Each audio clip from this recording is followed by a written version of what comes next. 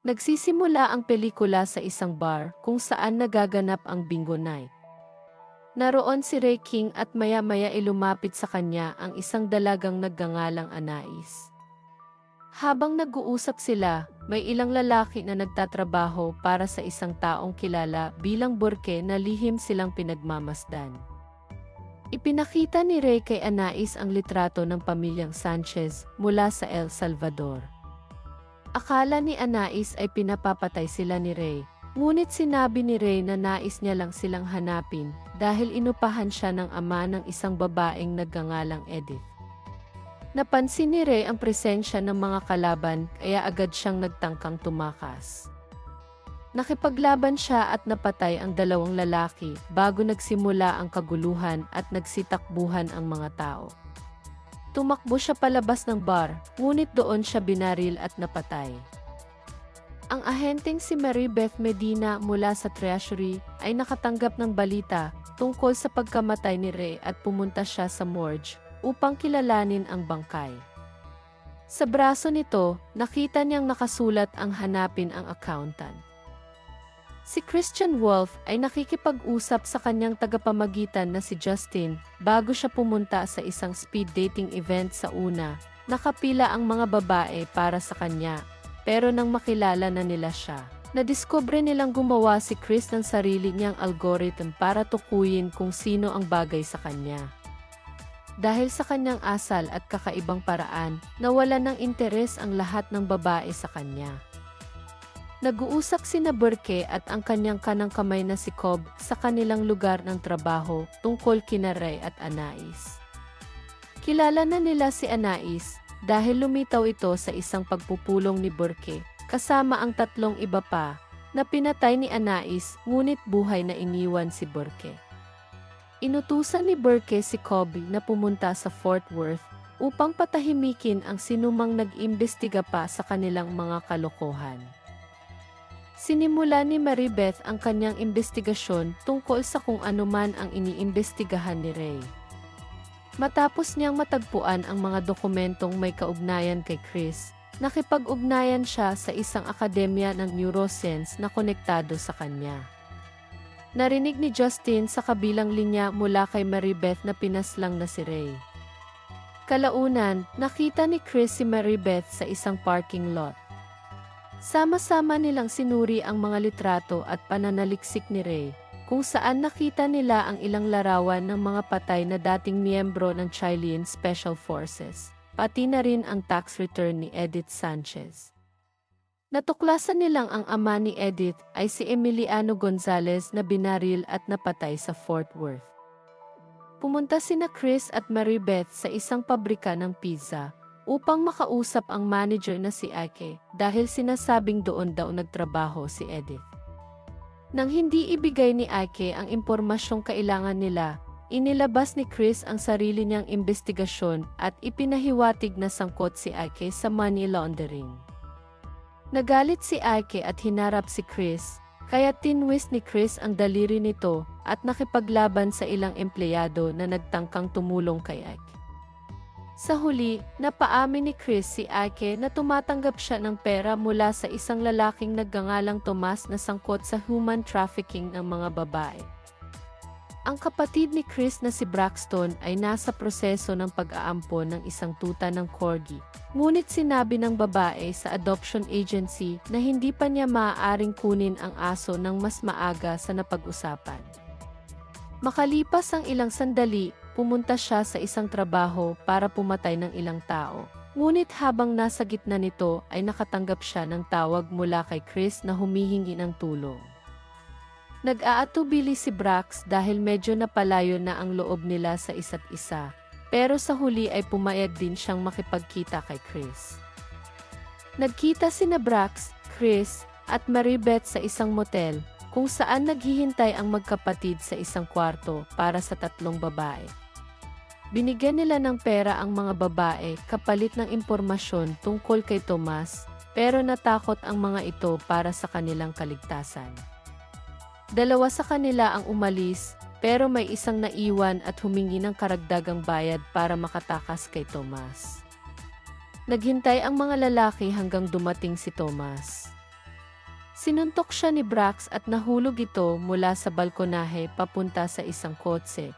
Nawalan ng malay at isinilid sa trunk ng kotse ni Maribeth. Naiinis siya, pero napapayag siya nang kumbinsihin ni Chris si Justin na ayusin ang trapiko para walang humarang sa kotse. Samantala, nalaman ni Maribeth ang tungkol sa pagkamatay ni Emiliano, pati na rin ang pagkamatay ng asawa ni Edith na si Gino at ang pagkawala ng anak nilang si Alberto. Kinabukasan, sumama si Maribeth kina Chris at Brax habang kinokontak ni Chris si Justin. Tinipon ni Justin ang kanyang grupo ng mga hacker upang pasukin ang mga security footage sa buong Los Angeles para hanapin si Anais.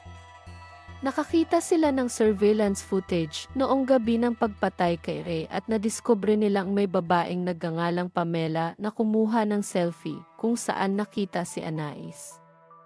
Nahanap ng mga hacker ang laptop ni Pamela at sinuri ang mga file nito upang mahanap ang nasabing selfie, habang tutol si Maribeth sa paglabag sa privacy at nangangamba na baka sila ay mabisto.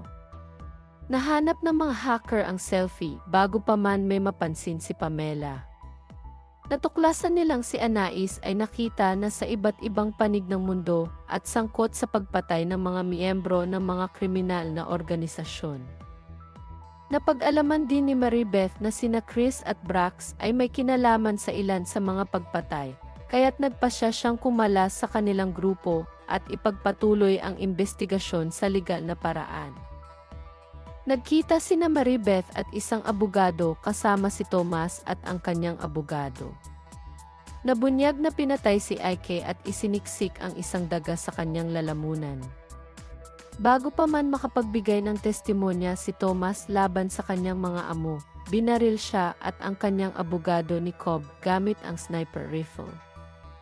Narinig ni Chris mula kay Justin ang tungkol sa isang aksidente sa sasakyan na nangyari ilang taon na ang nakalipas na kinasangkutan ng isang babae.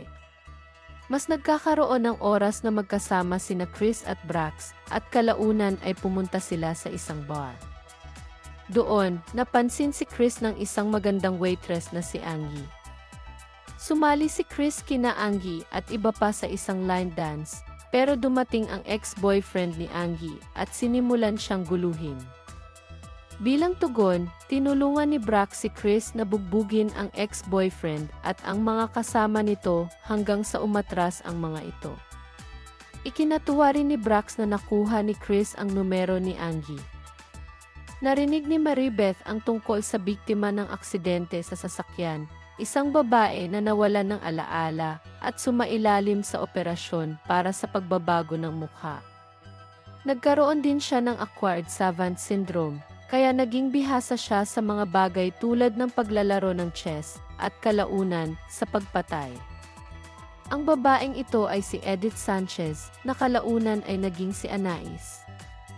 Naging marahas siya at inatake ang isang gwardiya bago siya nakatakas mula sa pasilidad na kanyang kinaroroonan. Nalaman ni Chris na inutusan si Brax ng kanyang amo na patayin si Maribeth. Agad siyang nagmamadaling makarating sa kanya, pero nauna si Anais. Nagkaroon ng laban si Anais at Maribeth na nauwi sa pananaksak ni Anais kay Maribeth.